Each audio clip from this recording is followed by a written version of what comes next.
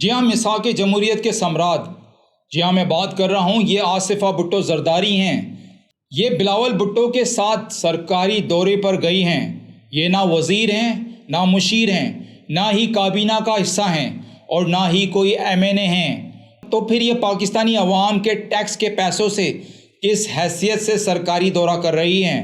اور یہ جو ٹولہ دیکھ رہے ہیں آپ پیچھے، یہ 15 سے 25 لوگوں کا ٹولہ ہے، جس میں صحافی ہیں، ان کے جیالے ہیں اور ان کے چہیتے ہیں۔ یہ بھی جناب پاکستانی غریب عوام کے ٹیکس کے پیسوں سے سرکاری عیاشیاں کر رہے ہیں۔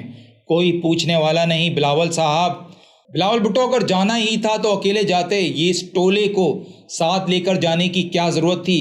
آپ ایک تھرڈ ورلڈ کنٹری سے تعلق رکھتے ہیں، آپ ایک تھرڈ ورلڈ کنٹری کے وزیر خارجہ ہیں، آپ کو تو یہ شو کرانا تھا کہ ہم واقعی تھرڈ ورلڈ کنٹری کے واسی ہیں اور ہم کتنی میانہ روی رکھتے ہیں کہ میں ایک وزیر خارجہ، اگر آپ کو لے جانا ہی تھا تو ایک دو اسٹاف لے جاتے، پورا ٹولہ، وہ بھی غریب پاکستانی قوم کے ٹیکس کے پیسوں سے آپ لے گئے۔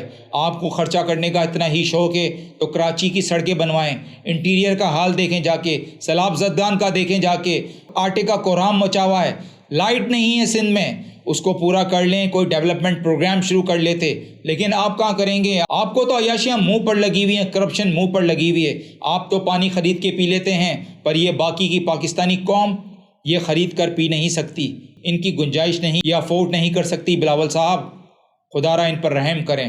آپ کی آنیاں جانیاں تو ختم نہیں ہوں گی، لیکن خدا را ان پر رحم کریں۔ جو $3 بلین کی انسٹالمنٹ ملی ہے، وہ آپ کی اور شہباز شریف کی اور اسحاق ڈار کی آنیاں جانیاں میں ختم ہو جائے گی۔ اس پاکستانی عوام کو تو کچھ نہیں ملے گا۔